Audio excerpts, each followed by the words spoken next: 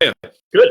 We got a whole different ball game than when we were here 2 weeks ago when we looked out and we saw green grass, and we still had the opportunity to work on our RV and do any last-minute fine tunes before the winter, and then winter came. Then the winter showed up. Look at you got short sleeves. I got a long sleeve Nerve shirt on, and then I got a sweatshirt. You're still wearing short sleeves, so you must be really thinking of going to Florida next month to see that Tampa show. Yeah, that'll be a good one. But I'd probably take the short sleeves down there with me too. But yeah, right, exactly right. Hey, so many things have gone on in the past week or so regarding RVing, and we're going to talk to Jerry in a few minutes. But last weekend I was online on Facebook, and I see these people that I know, and it says they're camping at Nickerson State Park or something like that.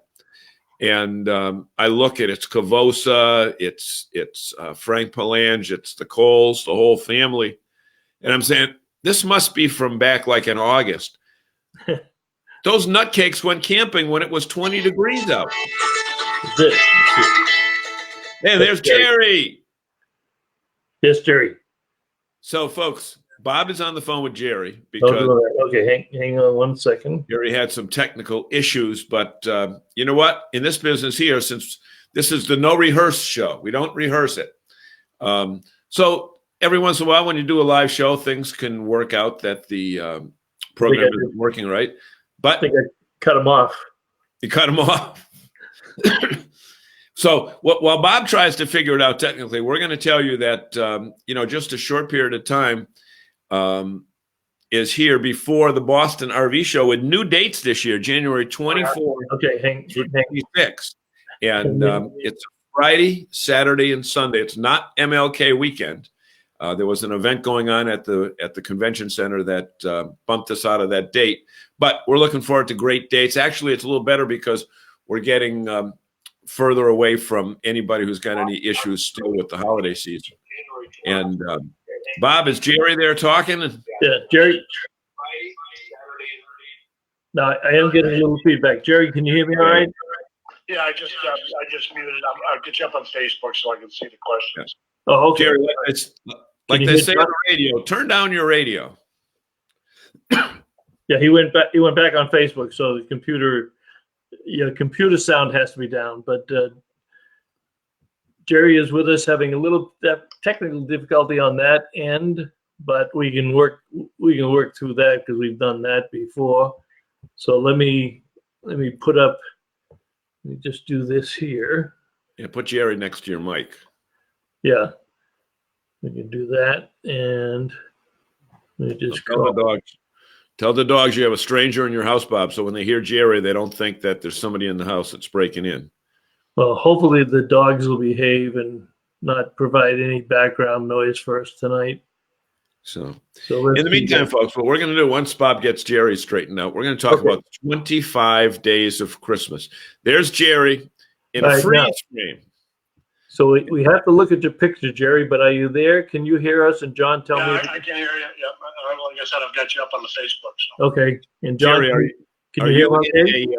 Is he in a tin can somewhere? Is he in a 55-gallon drum? Because he sounds real tinny. Not really. Sounds good on this end. I don't know what you got on over there tonight. Yeah. No, John's in the drum. He sounds the same to me. John sounds the same to you as I do, or he sounds tinny? No, he sounds like he's in a drum. Okay. So we're good. We're good. Yeah. Hey, look at this. Audrey's here, and Maria's here. Maria's here. Yeah. And for some reason, we're getting Walter. Walter, what's the temperature down there? Just right up to the temperature. I don't think Walter's ever coming back. He made it down there in like a day. And let me tell you, Walter, you made it down there on adrenaline. There is no such thing as reverse adrenaline when you're coming away from vacation, when you're coming from 80-degree weather going to 20-degree weather. Maybe it'll take him a week to get home, but I'm not sure he wants to come home. He seems to be having too much fun. No, and our friend Lisa is here from Texas. Hey, Lisa. Hi, Lisa. Yes. Lisa's here from Texas. Last time we saw her, it was just before the No, it was during the show. Where were we? Open house. Was that in September? Where did we see them? Open house. Oh, yeah. But it was in Elkhart. That's right. It was in the new building. It was over at the new Forest River building. Right. Et cetera. So we got those. So, Jerry, we wanted to have you on tonight, which I appreciate you coming on to kind of talk about things that people might think about for Christmas. And you sent me this list, and I've got some photographs of it. But the way you described it was, you get people in the store who want to buy something for their RV friends that don't know anything about RVing. Is that a good way to describe the list? Yeah, normally we would direct those people to getting a gift certificate. Oh yeah, I mean, that's good. That's okay, but you know what? The beautiful part, what you guys are doing these 25 days of Christmas, like the email I just got, that camping daily logbook. I think that is number one. I do a daily log. That book is even better. I mean, every place we stopped, we put down how long it took us to get there, how many miles it was, and and then I usually scout the campground and find a really good site so the next time I go back, I'll know where to go. Right. But, you look down, you see the thing I look back for, like on 4th of July, if we forgot what we did last year, we just take out last year's book and said, oh, we went to Cape Cod that weekend, or we went to Normandy Farms or wherever. But the other cool thing is I put down my gas prices and, how much I paid for gas. And it's really interesting. A few years ago, when we were paying up in the $4 a gallon for diesel, like in 2009 or 10 or something like that. But I think that is an absolutely phenomenal idea, folks. If Bob, I don't know if you have a graphic of that. What Jerry sent me was 10 gifts. I think most of them were around the $50 range. There's a couple that are up towards $100, but they're $50 or less.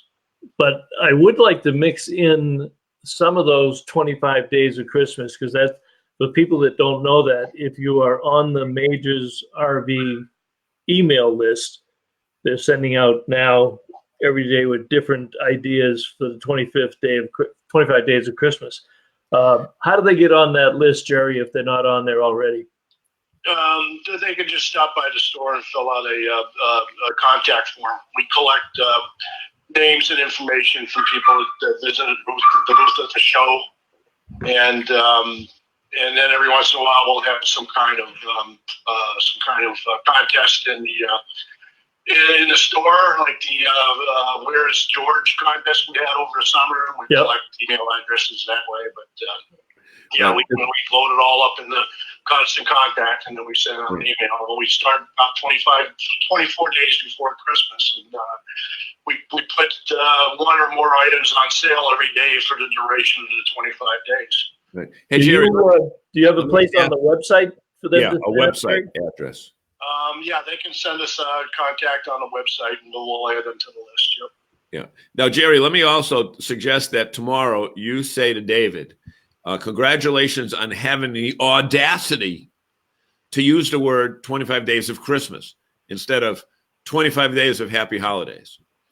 Kind of a pet peeve of mine that, you know what? I say we call Christmas Christmas.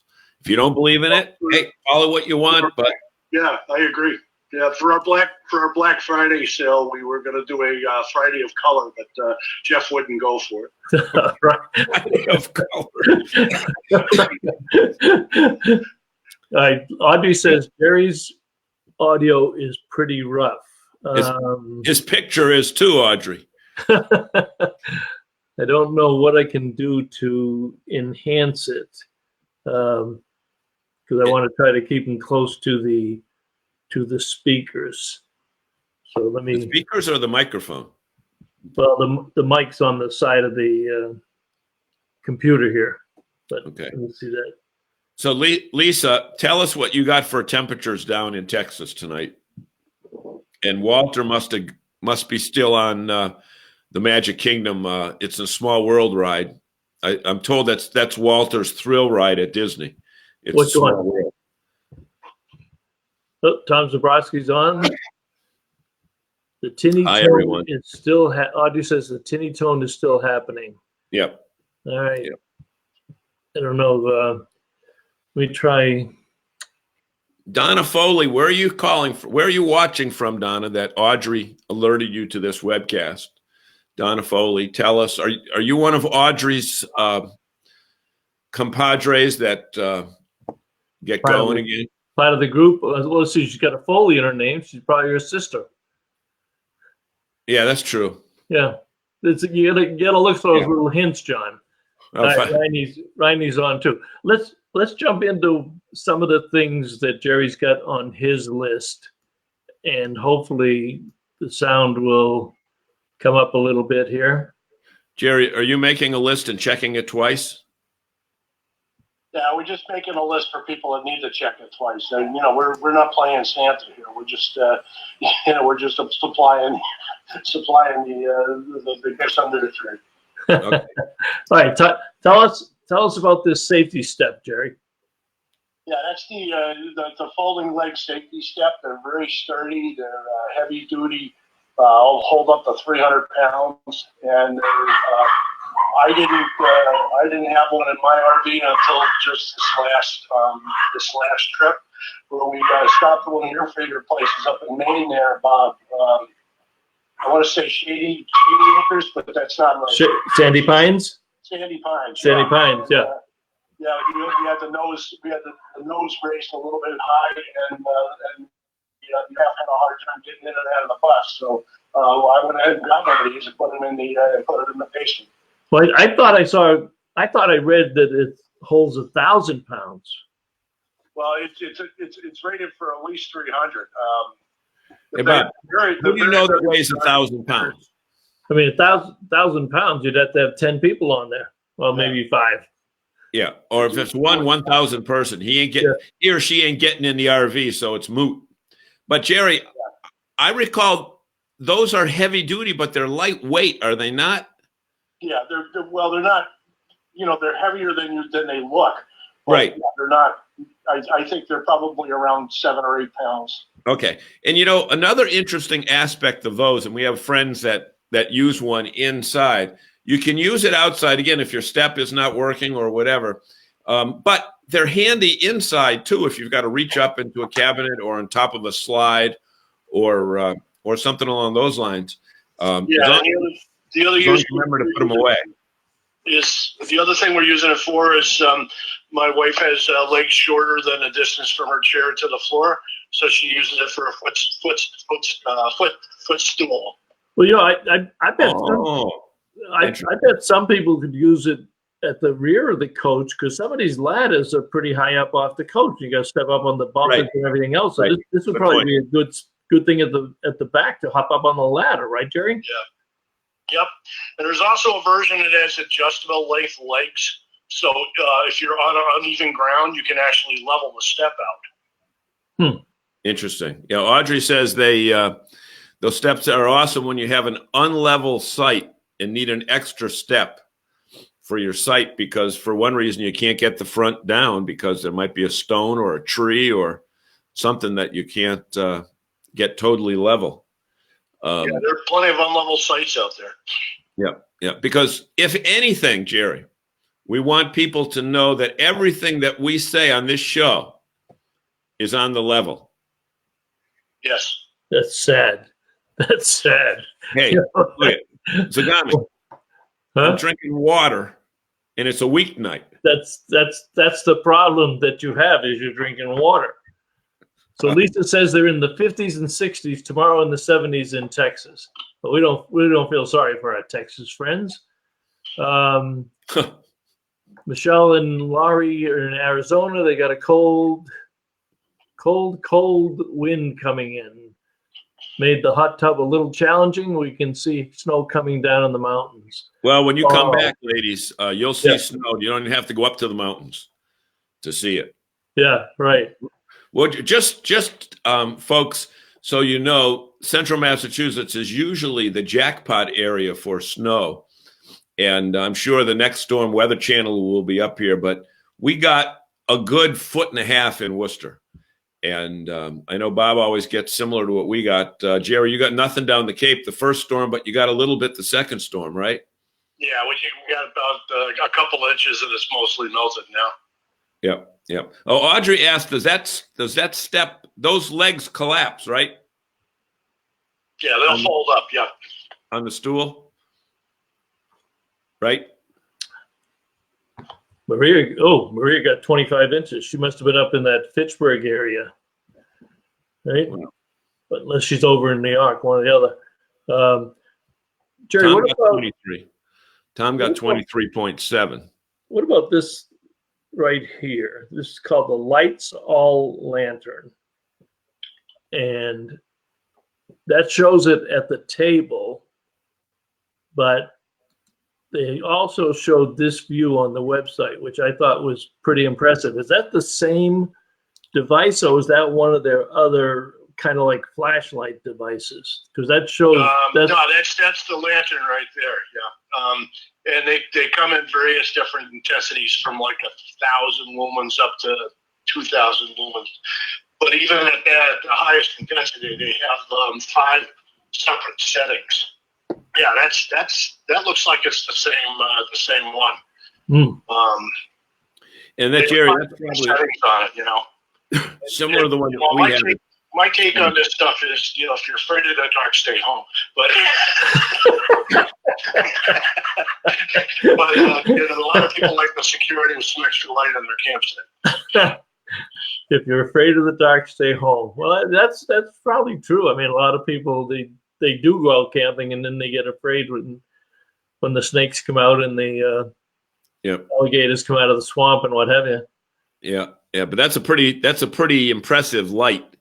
I've got one right up at the front counter, and it's like a try-me, and people turn it on, and then they can't see to find the door. It's very, very bright. Yeah, what does that retail for, Jerry? Off the top of my head, I can't say. I'd have to go look it up. Yeah. Okay. Maybe before the show is over, where we can, we'll put it back on, because we can go back afterwards and put notes on. Those lights are pretty impressive, because all those new little flashlights they have right now, they're great, but you can never find them. That's big enough that you won't lose it. But it also has multiple uses, because you can use it outdoors, you can use it indoors, you can use it looking under the rig or something like that. But multiple I don't know uses. if people know the technical aspects of this, but there's 2 generations of LED lights, and we're on the 2nd generation now. Mm-hmm. And the 2nd generation is like 10 times brighter than the first. Interesting. Okay. And I don't have no idea what that is. Wait, Bob. What? Don't say anything what this is. Let's have our viewers are on the right just type in what they think that is on the right. And let's just see what happens. While we let them guess, Jerry, are the LED lights kind of like the computer and the camera technologies these days, that when the new ones come out, they're a little bit less expensive than the older ones? They're better but cheaper? The prices are coming down, and that's mostly because China, a lot of them are being manufactured in China, so you're having a lot of quality issues because of that. So you have to get a good quality LED. And it's a sticker shock on the LED lights. They're usually 5 or 6 times more expensive than our incandescent brothers. Uh-huh. We have a display set up on the store where we have a few of the popular RV lights in incandescent and LED, and we have an ammeter hooked up to it. And we turn on the incandescent, and then we turn on the LED, and it's like a 1/10 the amperage drop. Okay, so Steve was the first one. Audrey's late to the party, but Steve got an awning clip. And tell us what these are good for, Jerry. Yeah, these are what I call flopper stoppers. Okay, that period in the wind that blows across your awning, that gets the edges of the awning flipping in the wind in the middle of the night, and then it starts the awning arm bouncing, and then you wake up. You clip these onto the edge of your awning, and then it's a Velcro strap that goes around the awning arm, and it stabilizes the awning fabric. So these go on the sidebars, right? Yeah, they clip onto the edge of the awning fabric. Okay. And then that Velcro strap goes around the awning arm. Okay, I see it. Yep. I see that. Yep. Look at this. We got 4 people. So, Jerry, what we didn't tell you is that we're going to have this contest, and anybody who gets it right, you have to send them one. So you've got to send one to Steve, to Kavosa, to Audrey, to Mark Polk. I don't know if Jeff's on, but that's certainly above my pay grade. Yeah. Well, no. So you'll do it then, and just let Jeff yell at us later. Always better to do it and ask forgiveness later on. That's right. So let me. This I found this one to be interesting. Bob, you want to talk about that crawl? Yeah, the crawl on the bottom. If you're reading it, if you're following on the Facebook page, which you're on right now, you can go in and register in our contest, and you can win a 4-pack of tickets. We're going to pick 4 every week between now and the show, and we're going to draw them on Sunday morning and make the announcement. So you only have to enter once, and we keep everybody's name in the electronic pool, and then our software automatically picks out a winner. So you can tell all your friends to register and write on our website page, and we'll pick up a 4-pack of tickets, which this year is worth $68. Yeah. And we will be posting. I just got the discount coupons from Paragon today, so I've sent those out to all the dealers. So the dealers should start posting the discount coupons, and we will start discounting, putting the discount coupons on our site also for that. So Mr. Clean is back. Yeah, what? I thought this was a strange one. You could probably buy it down the street, but why do you like this particular product, Jerry? Actually, we have the Starbright version of that, not the Mr. Clean, but it's just the same idea. It's sponge rubber, you get it wet, and then you clean stuff with it. And when we first got those in last winter, we were demonstrating how well they worked, and I think we cleaned every camper that was in the shop. So they really are amazing. They work very well on the you get that black moldy stuff on the trim around the the trim that goes over the screws on the joints. Yeah. You get that black moldy stuff, takes it right off. What about black? Does it take off black streaks too? Black streaks, yep, and all that stuff you get on the roof from storage. The nasty stuff that you get on the side. So we have to driven it down the road for a while. It's absolutely amazing, and you would think it would be very hard to do, but it comes right off. So Mark Polk says Don uses them also. Mark, does Don use the Starbright one, or is he using the Mr. Clean? So what'd you say? You dip it in water and just go at it? Yeah, you just dip it in the water and you just rub it on. And you just rub it on the anything like rubber or vinyl or anything like that, and anything that's attached to the surface basically gets peeled off and put into the sponge. You wear rubber gloves, or will your fingers not fall off, or what? No, it's there's no chemicals involved at all. It's rubber friction kind of thing. Wow. All right, Audrey, let's go off topic just a little bit. Audrey says she wants to hear Jerry's opinion on keeping the rodents out of the rig. That's not a nice way to talk about John, Audrey. You should be more respectful of the man. But go ahead. You mean her husband? We have a couple of them. We use the what's called the sniff and stop, and also the fresh cab stuff. Okay, and it's for keeping rodents out. In other words, if you've already got them in there, we brought a couple back from North Dakota on our trip last year. And I'm sure they were disappointed that they didn't get on the bus to Key West. But once they're in, the only thing you can really do is trap them to get them out. But if you want to prevent them from getting in, what you can do is use this fresh cab or the sniff and stop, and it's all natural balsam. When we get a shipment of the fresh cab stuff in, it smells like Christmas back in Jill's area there, where she does the research. Yeah, it smells like Christmas trees. And basically, what the process is, it overpowers their sense of smell. And if they can't smell predators, they'll leave. And it's not just for mice; chipmunks, squirrels, and spiders and things like that. It will also prevent them from taking up camp.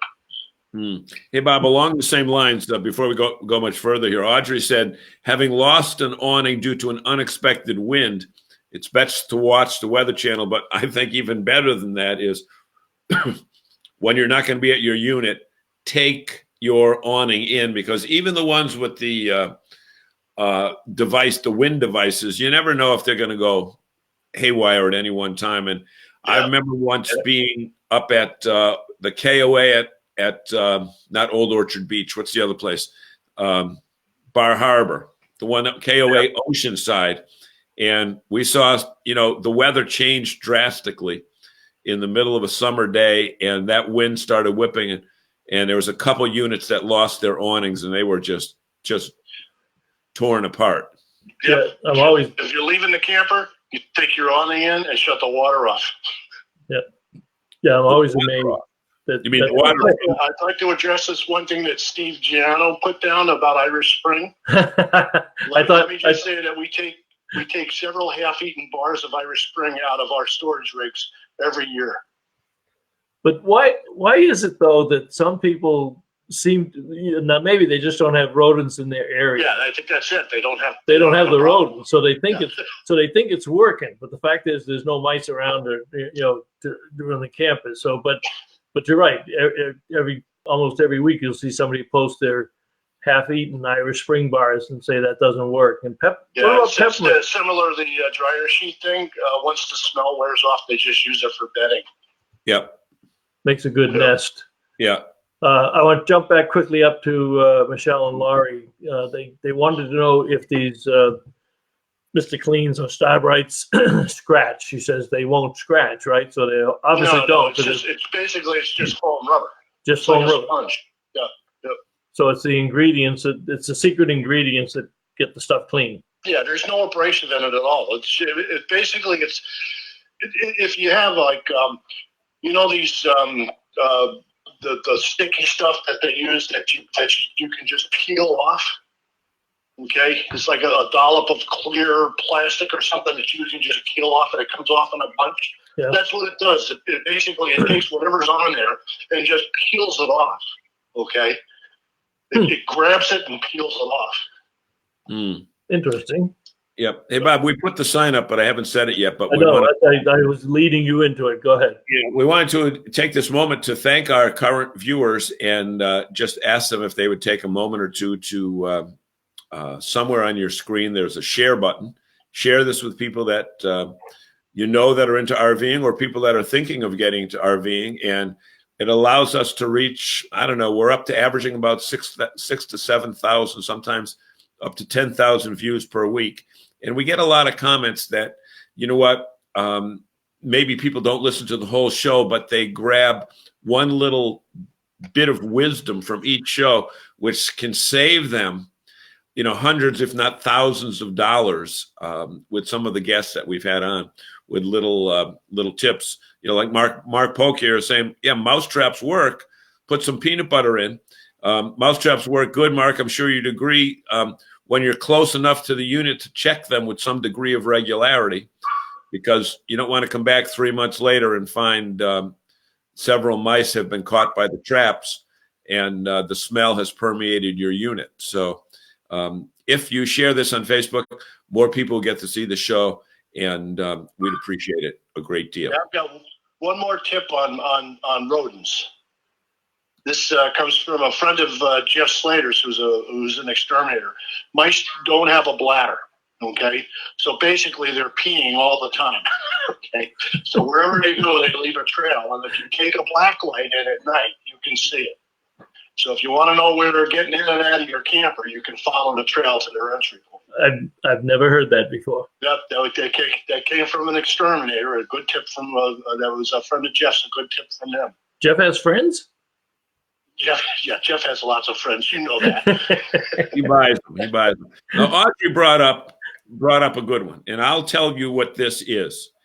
basically, if you take one of those 5-gallon pails that you see at the big box stores, and you run a string from one edge to the other, one handle to the other, and in the middle, you take a what do you call it? Either a soda can or a soda bottle. You know, the plastic soda bottles like this. Okay, so you run the string through it, and you put peanut butter on it.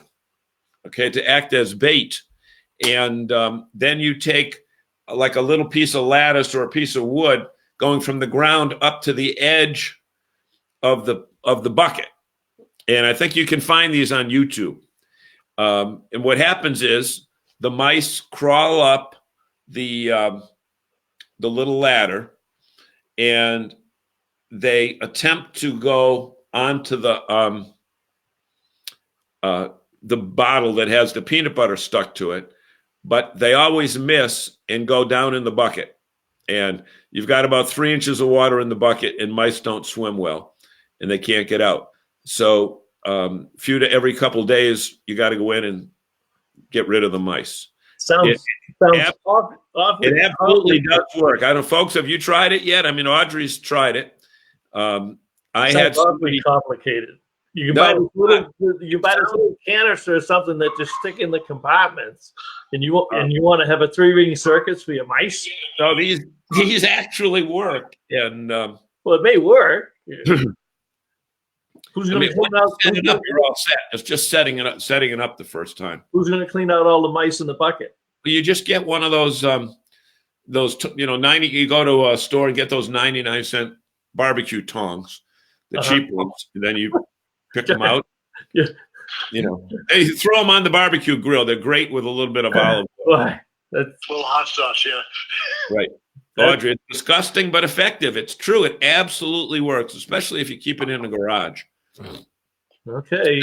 That's where I had mine. Scott Nichols is here. Hello, everyone. Hello, Scott Nichols. Hey, is Steve Giano new? Is he new? Has Steve been here before? He may have been on in the past. I don't remember him commenting, Steve, but we appreciate it. Where are you from, Steve? Are you? We're happy to have you aboard. First timer, or you've been out there before and just decided to jump in tonight? Hey, let's talk food. We haven't talked food yet. Yeah, go ahead. What do you got? Food. Talk about these products, Jerry. These are the Rome pie bread. Pie irons and broad irons. Yeah. The popular one is the pie iron. You put the round tabletop type pies in there and throw it over the campfire and heats them up. And they have similar ones for hamburgers, hot dogs, bratwurst, whatever. Oh, that's the hamburger one. I'm not sure if I got the pie one. So there's the hamburger. That's the pie one up there. Yeah. And then without that, then there's the hamburger one. Yeah. And then if you want to do the breakfast stuff, you can do yourself a breakfast waffle too. Yeah, you do. You can do waffles. You can do a breakfast burrito or whatever. Yeah. Oh, here's the pie ones. Hang on a second. There's a waffle one. Yeah. You talk about these little round ones there for the the round ones. Yeah. For the tabletop pies. Yeah, throw a tabletop pie right in there and just heat it up over the fire. Now, would this work? Because I'm lazy. See, I wouldn't go through the 3-ring circuits just to kill a little mouse. I'd get the cheap stuff and throw it out there for them to do it automatically. But with these, like on these pie things, if you didn't have a campfire going, what about a fire pit? Like on my deck, I got a nice fire pit with the propane gas. Yeah, it's got a flame on it. Yeah, it works just fine. It's got a flame. You can do it over your propane stove if you want to. Yeah. You could do it over the stove. You could do it on a fire pit. Do it on a campfire. So they've got a whole. Are they heavy though? Yeah, they're cast iron. They're fairly heavy. Yeah. Sounds like it'd be a good way to warm up the pies though, right out on the deck. Yep, right there. Think of those tabletop blueberry pies. Think of this. Okay, think of this. You have the ice cream, right? You're exactly right. You get that pie warmed up, and while the pie's warming up, somebody's scooping out some vanilla ice cream or something like vanilla that. ice cream, yeah. There you go. And then you take that pie and flip it open so it falls right into the ice cream. And of course, if you do that after 8 o'clock at night, you won't sleep for the whole night. But that's beside the point. John, do you ever go to the Table Talk outlet store there in Worcester? No, I never get there. I always forget to go there. Yep, they have that nice store. It's right in the middle of Kelly Square. We got to get over there because they got the Worcester Public Market with that Airstream is open now. So remember we said we wanted to do a show down there. The Airstream bar? Yeah, that Airstream bar is open. So we got to get in. All right, well, get over there. But yeah, the pie store. We happened to meet the president of the Table Talk last week when we were down at the naming of the Red Sox team, the Woo Sox team. So we met the president of Table Talk. The president of Table Talk. Great family business. Audrey says, "Can we do crescent rolls with the canned pie fillings?" Yeah, you could probably do that. You could probably do that. You can stick them in there, a couple of crescent rolls with some pie filling in them. I mean, they cook anything, so it's a cooker. Steve Giano says, my son lives in Worcester. He does. All right. Where do you live, Steve? Yeah. Make pizzas with bread and cheese. With bread, cheese, and pepperoni. You could do that. Yeah. But Bob, let's get something perfectly clear now. We're not going to ask somebody with 2 Irish middle names and maiden names and last names how to make pizza. Audrey, we love you, but we're not going to ask you how to make pizza. Well, because she doesn't know how to make pizza. Irish people don't know how to make pizza. Yeah, well, see, you're being a little a little more ethnically brusque than I am. I try to be polite and say that Irish people can't cook pizza, but somebody's going to be recording this. And it's going to end up in Ireland. And our next trip there, they're going to not let us know where the Papagino's is in Dublin. There you go. They're terrible. Steve says he's out near Poughkeepsie. Okay. Oh, Poughkeepsie. Okay. Talk about the Road Atlas, Jerry. Yeah, well, actually, for 2020, Ray McNally came out with 2 formats. The large format for the more visually challenged people, and it's not quite 11 by 17. It's somewhere between 8.5 by 11 and 11 by 17 spiral bound version. That's smaller. That fits in. It'll fit in the drawer better. Interesting. And you know what? As much as I have a GPS in the unit and on my phone and et cetera, it's always nice to have a road atlas, a hard copy road atlas that you can look at. You could do all that stuff that you need computers for, like Google Maps and all of that. You could just open this up and just blue line a route and take a look at it. Right. And I know people still to this day and age they still like the map. So they have whoever not driving is looking at the map saying go left and go right. A lot of kick. Some of those people. A lot of kickback on your end, Jerry. Not sure what your rustling papers on the desk there or not. Yeah, hold on a second. I was actually trying to plug in my phone. Hold on a second. Okay. Audrey says that. Kip and I, they all want the trucker's atlas. Well, you know what, Audrey, you bring up a good point. And Jerry, I'm sure that you have those down there as well. We've got them in stock, yeah. The trucker's atlas? If you've got a big Class A, you've got issues that you don't have if you're pulling if you're in a Class B or a Class C. Because number one, you got height issues. And you've got issues with railroad overpasses, which I am intimately familiar with. But doesn't that make the argument better for the GPS units that you plug in your height and what? I mean, you can't plug your height into a map, a book map. Right. But if we'll assume that anything that's the trucker's atlas. Okay, right. The trucker. Right. Yeah. The trucker's atlas is going to have you've got the federal bridges height. And there are, those Allegro buses are big units. And, then you also have to throw on. I figure 11.5 on my rig, and I use the Copilot RV app on my tablet, and it keeps me out of trouble. Yep. Interesting. Yeah. All right, so I did put another slider down the bottom there. If you have a favorite gift that you give to RVers, feel free to plug it in down below. And I'm going to bring up something that's very important. I'm sure Mark Polk likes these. I can't bring them both up, but that's the automatic one. Talk about the tire pressure gauges, Jerry. Why they're so important. Well, I mean, if anybody's ever had a steer tire blowout, they'll know why why they need one of these. It's a pretty scary occurrence.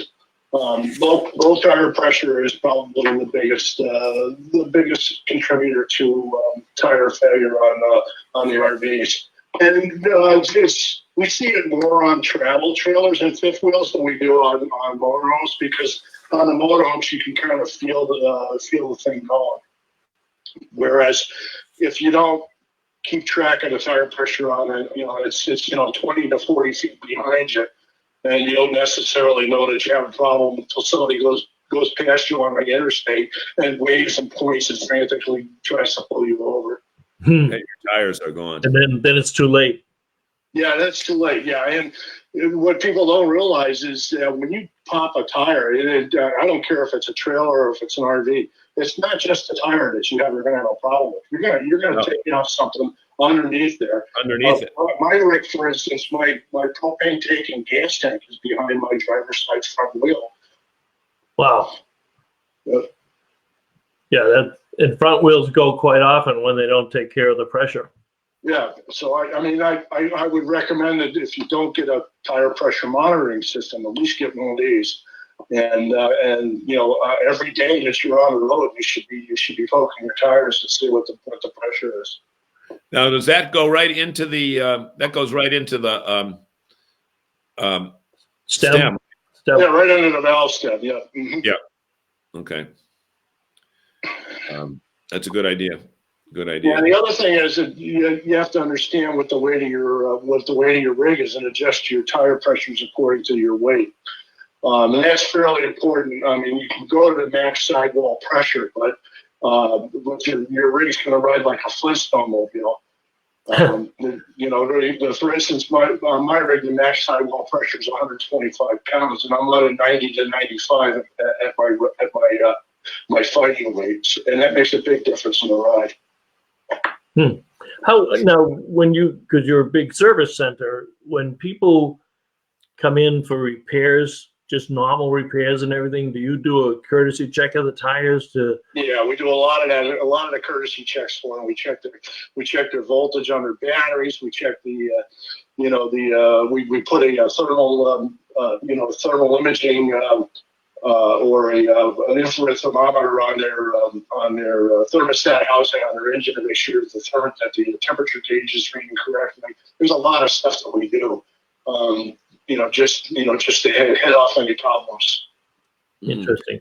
And Bob, I think it's important to point out that although Jerry is our guest and we're talking about items that are available for sale that we know that are available at majors, if you don't live in that area, but do have your favorite RV dealer and store that's a nerve to member, feel free to go in there and ask them for something that you may have seen on the show.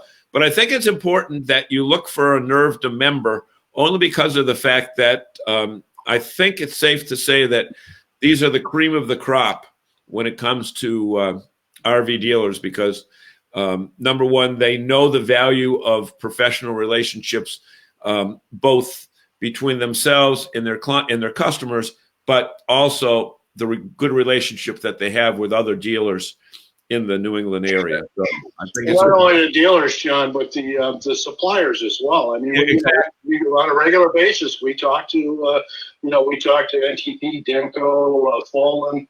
You're not going to find that at Walmart. Okay. Right. Yeah. And I know a lot of our dealers have people down in Tampa this week for the Keller show in Florida. It's the first year. Yeah, Mary's down there. They're doing that. Happy's down there from Lee. She did a video this morning from the shoreline in Tampa. Make fun of all our friends back in Maine that are buried under snow. So yeah, we hear it a lot. I mean, because we're relatively low volume on a lot of these things. Our prices are naturally a little bit higher than they would be, say, on Amazon. And somebody will come in and say, we'll give them a price on something. So I can get it for much less on Amazon. And I just say, well, if it breaks, call Jeff Bezos. Well, that's an excellent point, Jerry. We'll make it right. Bezos isn't going to do that. But that's a valid point, and yeah. I'd like to think the campers, value the relationship they have with our dealers and service centers because they get the knowledge and the experience. These are complicated machines. Right. Like this isn't a book. This isn't a book off of Amazon. And I give you one quick story on sure. the value of having a relationship with manufacturers. This fellow bought a new fifth wheel this summer, and he came in and bought one of those pull right fifth wheel hitches from us. And then he ordered a brand new 2020 GMC pickup to tow it with. And the pickups come from the factory. They come with the mounting system for the fifth wheels right in the bed already set up. Okay, so that's the kind of fifth wheel we got them. But we didn't have the specs for the 2020, so we got them one that was fit 2019. Figured they're not going to change it. Well, guess what they did? They changed it. Yeah, and they didn't change it by a little. It was like 6 inches. It wasn't even close. And this guy had to wait like 2 months to get his pickup truck because GM was on strike. So here he's got a fifth wheel, he's got a pickup, and he's got a pull rate fifth wheel hitch, and none of it goes together. Nice. Okay? Yeah. So we call pull rate, and they were kind of surprised. They said, "Yeah, they pulled this off on us," and we're 3 months out on getting this fixed for this. So Jeff said to me, "Why don't you give Demco a call and see what they got going?" So we called Demco. We got contacts there, and they said, believe it or not, and they said this. They said, "We're working on it this week. We're shipping it next week." So this guy in 2 weeks went from I can't use my camper to having a total solution all fixed up. Right, but the fact I remember, I don't know if it was David that was telling me that story or if you actually posted something online. What I found amazing on it was that GM could make a truck designed to take a fifth wheel, to tow a fifth wheel trailer, and never talk to people in the industry to find out what kind of devices they would have to pay attention to for the guy or the gal that's buying the truck. Well, because Demco had such a ready available solution, we surmised that GM and Demco were in cahoots. So but usually when that happens, though, they'll give you the recommended product type of thing. Yeah, right. Yeah. But somebody that does it, that's interesting. There's some interesting things. Speaking about that, and we're a little bit off topic here, but I had a meeting with a couple of manufacturers when I was out in Elkhart a couple of weeks ago, and one of them, who shall remain nameless, recently had some tests at the GM proving grounds. This is on a travel trailer, and they have developed, or they have in development at GM, anti-lock brakes for trailers. And this manufacturer took it out, and they took them to the proving grounds, and they simulated almost like a hurricane. So they were driving through heavy rain and what have you, and they were fishtailing like crazy. And the guy was in the back seat with a computer. The GM engineer was in the back seat with a computer. So the engineer in the front says, "Okay, straighten the trailer out." And the guy presses one button on the computer. The ABS brakes take hold, and that trailer straightened out, and they came to a very safe stop. Now, it's probably, if they were to bring it to market today, it'd probably be $2,000 or $3,000 option, which nobody's going to put on a travel trailer. But GM has something in the works for that's coming out maybe in 2 or 3 years. But imagine that on a trailer or a fifth wheel when you know all the problems that people have because they don't get a weight distribution hitch, or they don't they don't get the education that they get when they come to majors. They just buy a hitch, who knows where.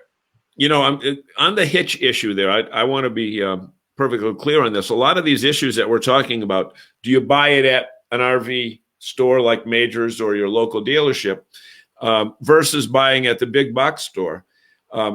Trailer hitches all look alike, but you don't realize that even the size of the ball on the hitch could be different. And if a person who is not qualified to know about that, and you hook that trailer up to the wrong size hitch, you could be driving down the Mass Pike and you look in the rearview mirror and you're in Palmer, but your trailer's up in Lee. And you're also talking life and death in some of these issues, that if you do it wrong and you fishtail and it turns the truck over. So in many cases, it's not even the fact that you will pay more, but at least you have the expert knowledge that you're going to get from a qualified dealer or service center that you're not going to get from an orange store or a blue store or a Walmart. Yeah, Audrey's got a good point relative to my trailer slider down the bottom there. Her favorite gift, she gives out KOA gift cards or Normandy Farm gift cards. She says RVers can camp and their relatives can get cabins or yurts. That's a good point. It's a good way to get people into, if people aren't camping, is to give them a campground gift card and let them go to a cabin or rent a park model trailer. Steve Giano says we would love a Roadmaster spare tire carrier with a 22.5 wheel and a 275 Continental tire for Christmas. Whoa. You sell those, Jerry, right? You sell the Roadmaster spare tire carriers? Yeah, we have spare tire carriers. We can get anything Roadmaster, basically. Not something we have in the store, but certainly something we can get. Well, Steve, you got a couple of weeks, so give Jerry a call down at Majors, and we'll put his. The point at $50 or less on these gift ideas is that was the popular amount for the gift certificates over the past few years. So that was the median point at the top end. Well, talk about this cooking. Is this a grill? Wait a minute, John. What? Before you get into that, we have to find out if Dawn is watching, or have Mark tell him that we need a sound effect for a veggie alert, because this is a veggie special. Well, there's shrimp on there. There's shrimp on there too. Well, that's considered something but this is good for the one place I do eat a lot of vegetables in the summer because I do grill them a lot. So is this the Grillo sheet or the Teflon BBQ mat? That's the Teflon mat. That's the grill. That's a barbecue mat for it's made of Teflon. Red peppers. And the benefit of that, your note says it's great for grilling chicken without burning the skin. Yeah, so if chicken you got to cook for a reasonable amount of time.